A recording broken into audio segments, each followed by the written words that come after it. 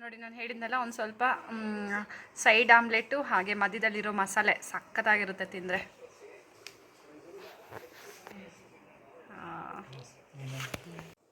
ನಮಸ್ತೆ, TRP Indian ಕಿಚನ್ಗೆ ಸ್ವಾಗತ. ಇವತ್ತು ನೈಟು ಊಟಕ್ಕೆ ಅನ್ನ ಮತ್ತು ರಸ ಮಾಡಿದೆ, ಹಾಗೆ ಸೈಡ್ ಡಿಶ್ಗೆ ಒಂದು ಸ್ವಲ್ಪ ಆಮ್ಲೆಟ್ ಮಾಡ್ಕೊಂಬಿಡೋಣ ಅಂತ ರೆಡಿ ಮಾಡ್ತಾ ಇದ್ದೀನಿ. ಅದು ಬಂದು ಖಾರ ಮಸಾಲೆ ಆಮ್ಲೆಟ್, ಓಕೆನಾ.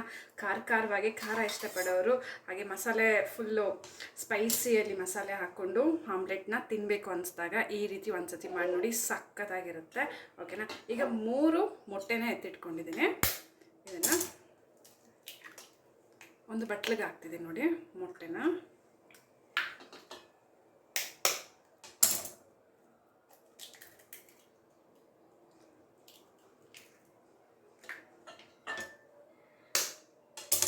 ಒಂದೇ ಥರ ಆಮ್ಲೆಟ್ ಮಾಡಿ ತಿಂದು ಬೋರ್ ಆಗಿದ್ದರೆ ಈ ರೀತಿ ಒಂದ್ಸತಿ ಮಾಡಿ, ಎಲ್ಲರಿಗೂ ಇಷ್ಟ ಆಗುತ್ತೆ, ಓಕೆನಾ. ಖಾರ ತಿನ್ನೋರ್ಗಂತೂ ಖಾರವಾಗಿ ತುಂಬ ಚೆನ್ನಾಗಿರುತ್ತೆ. ಖಾರ ಕಮ್ಮಿ ಬೇಕು ಅನ್ನೋರು ಬೇಕಿದ್ದರೆ ಒಂದು ಸ್ವಲ್ಪ ಖಾರ ಹಾಕ್ಕೊಂಡು ತಿನ್ಬೋದು, ಓಕೆನಾ. ಸ್ವಲ್ಪ ಈರುಳ್ಳಿ ಹಾಕ್ತಿದ್ದೀನಿ, ಹಾಗೆ ಮೆಣಸಿನ್ಕಾಯಿ, ಓಕೆನಾ. ಇಷ್ಟ ಹಾಕಿ ಚೆನ್ನಾಗಿ ಬೀಟ್ ಮಾಡ್ಕೊಂಬಿಡೋಣ. ಜಸ್ಟ್ ಈ ರೀತಿ ಮಾಡ್ಕೊಂಡು ಚೆನ್ನಾಗಿ ಮಿಕ್ಸ್ ಮಾಡ್ಕೊಂಬಿಡಿ, ಆಯಿತಾ. ಸ್ಪೂನು ಅಥವಾ ಈ ಥರ ವಿಸ್ಕ್ ಇದ್ದರೆ ಯಾವುದಾದ್ರೂ ಆಗಲಿ, ಒಟ್ಟಿನಲ್ಲಿ ಮೊಟ್ಟೆಗೆ ಚೆನ್ನಾಗಿ ಮಿಕ್ಸ್ ಆಗಬೇಕು, ಓಕೆ. ನೋಡಿ ಚೆನ್ನಾಗಿ ಮಿಕ್ಸ್ ಆಯಿತು, ಓಕೆನಾ. ಇದಾಯಿತು. ಈಗ ಸೈಡಲ್ಲಿ ಇಡೋಣ. ಈಗ ನಾನು ತವಾ ಇಟ್ಟಿದ್ದೀನಿ ಸ್ಟವಲ್ಲಿ, ಓಕೆ. ತವಾ ಅಥವಾ ಚಿಕ್ಕ ಪ್ಯಾನ್ ಇರುತ್ತಲ್ಲ, ಪ್ಯಾನಲ್ಲೂ ನೀವು ಮಾಡ್ಕೋಬೋದು. ನಾನು ತವಾದಲ್ಲೇ ಮಾಡ್ತಾಯಿದ್ದೀನಿ, ದೋಸೆ ಮಾಡ್ತಿದ್ದೆ, ಹಾಗಾಗಿ ಅದೇ ತವಾದಲ್ಲಿ ಒಂದು ಸ್ವಲ್ಪ ಆಮ್ಲೆಟ್ಟು ಮುಗಿಸ್ಕೊಂಬಿಡೋಣ ಅಂತ ಹೇಳಿ ಮಾಡ್ತಿದ್ದೀನಿ. ತವಾ ಬಿಸಿ ಆಗ್ತದೆ. ಈಗ 1 ಸ್ಪೂನು, ಹಾಗೆ ಇನ್ನೂ 1 ಸ್ಪೂನು, 2 ಸ್ಪೂನ್ ಎಣ್ಣೆ ಹಾಕಿದ್ದೀನಿ, ಓಕೆ. ಎಣ್ಣೆ ಬಿಸಿ ಆಗ್ತಿರುವಾಗಲೇ ಮೆಣಸಿನ್ಕಾಯಿ ಹಾಕ್ತಿದ್ದೀನಿ, ಹಾಗೆ ಸಣ್ಣದಾಗೆ ಕಟ್ ಮಾಡಿ ಎತ್ತಿಟ್ಕೊಂಡಿರುವಂಥ ಈರುಳ್ಳಿ, ಹಾಗೆ ಸ್ವಲ್ಪ ಕೊತ್ತಂಬರಿ ಸೊಪ್ಪು, ಹಾಗೆ ಮೆಣಸು ಪುಡಿ, ಖಾರ ಮೆಣಸಿರುತ್ತಲ್ಲ, ಮೆಣಸು ಅದ್ರದ್ದು ಪುಡಿ, ಹಾಗೆ ಸ್ವಲ್ಪ ಗರಂ ಮಸಾಲೆ,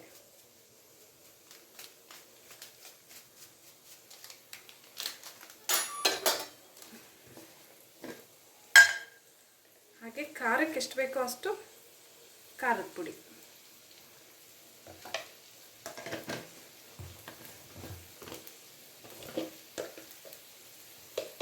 ಹಾಗೆ ಒಂದು ಅರ್ಧ ಸ್ಪೂನ್ ಆಗೋಷ್ಟು ಧನಿಯಾ ಪುಡಿ,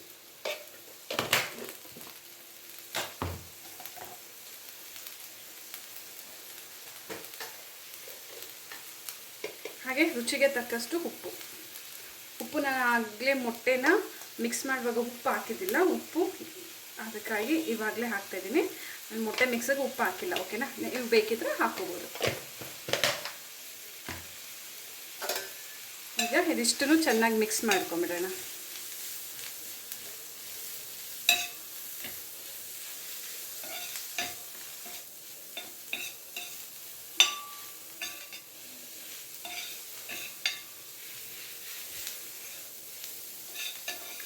ಈ ರೀತಿ ಚೆನ್ನಾಗಿ ಮಿಕ್ಸ್ ಆಗ್ತಿದೆ ನೋಡಿ.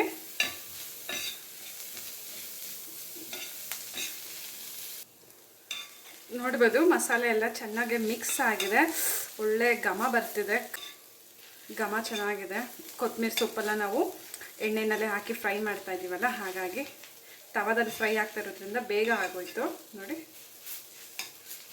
ಈಗ ಈ ರೀತಿ ಮಾಡಿಬಿಡೋಣ.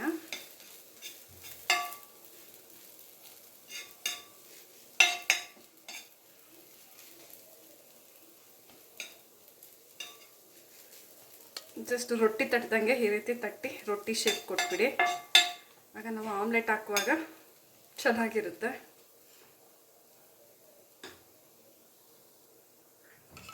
ಈಗ ಮೊಟ್ಟೆನ ಇನ್ನೊಂದು ಸತಿ ಮಿಕ್ಸ್ ಮಾಡಿಬಿಟ್ಟು ಹಾಕ್ತಿದ್ದೀನಿ. ಈಗ ಇದ್ರ ಮೇಲೆ ಹಾಗೆ ಮೊಟ್ಟೆ ಹಾಕ್ಬಿಡಿ. ನಾವು ಮಿಕ್ಸ್ ಮಾಡಿ ಎತ್ತಿಟ್ಕೊಂಡಿರೋವಂಥ ಮೊಟ್ಟೆ ಹಾಕಿದ್ದೀನಿ.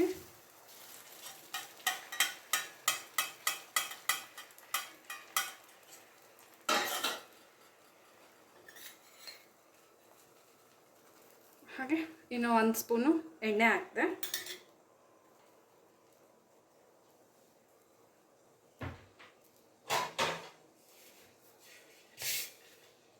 ಈ ರೀತಿ ಒಂದು ಮುಚ್ಚಳ ಮುಚ್ಚಿಟ್ಬಿಡೋಣ.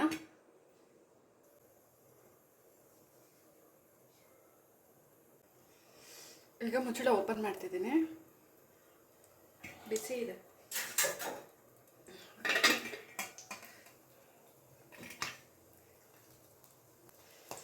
ಬೆಂದಿದೆ ತಳಭಾಗ.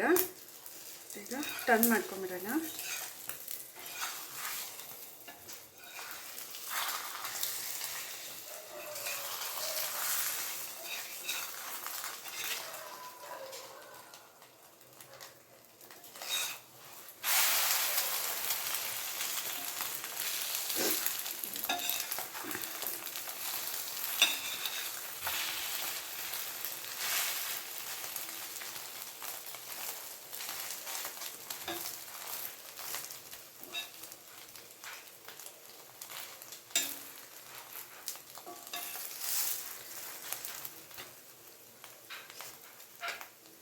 ಆಮ್ಲೆಟ್ನ ಟರ್ನ್ ಮಾಡಿದ್ದೀನಿ.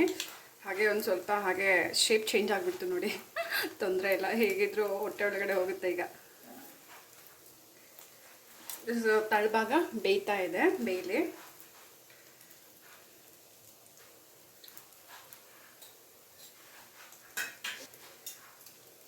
ಮಸಾಲೆ ಸಕ್ಕತ್ತಾಗಿರುತ್ತೆ. ಒಂದು ಸ್ವಲ್ಪ ಮಸಾಲೆ ಜೊತೆಗೆ ಸೈಡಲ್ಲಿರೋ ಆಮ್ಲೆಟ್ನ ಹೀಗೆ ಮುರಿದು ತಿಂತಾಯಿದ್ರೆ ಆಹಾ ಸೂಪರಾಗಿರುತ್ತೆ. ಮಾತ್ರ ಒಂದ್ಸತಿ ಟ್ರೈ ಮಾಡಿ, ತುಂಬ ಚೆನ್ನಾಗಿ ಬರುತ್ತೆ.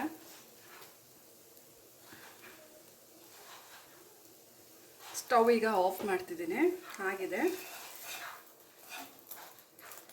ನೋಡ್ಬೋದು.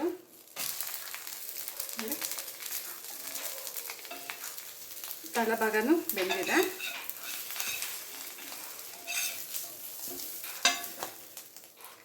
ಪ್ಲೇಟಿಗೆ ಹಾಕಿದೆ.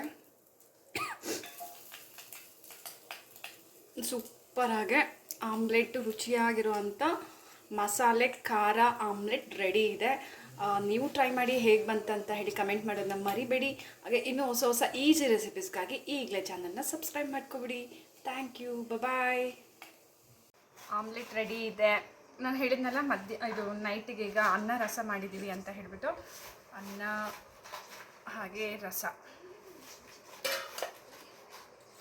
ಆಲ್ರೆಡಿ ರಸ ರೆಸಿಪಿ ನನ್ನ ಚಾನಲಲ್ಲಿ ಅಪ್ಲೋಡ್ ಆಗಿದೆ, ಮರೀದಿರ ನೋಡಿ, ಓಕೆನಾ. ಬಿಸಿ ಬಿಸಿ ಅನ್ನ ರಸಕ್ಕೆ ಆಮ್ಲೆಟ್ ತುಂಬ ಚೆನ್ನಾಗಿರುತ್ತೆ.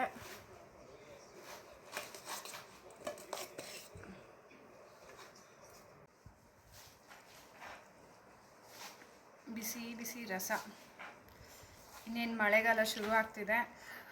ಯಾರಿಗಾದ್ರೂ ಕೋಲ್ಡ್ ಆಗಿದ್ದರೆ ಈ ರೀತಿ ರಸ ಮಾಡಿ ಖಾರ ಖಾರ ಆಮ್ಲೆಟ್ ಮಾಡಿ ಸವಿರಿ, ಸಕ್ಕತ್ತಾಗಿರುತ್ತೆ. ಓಕೆ, ಬಾಯ್.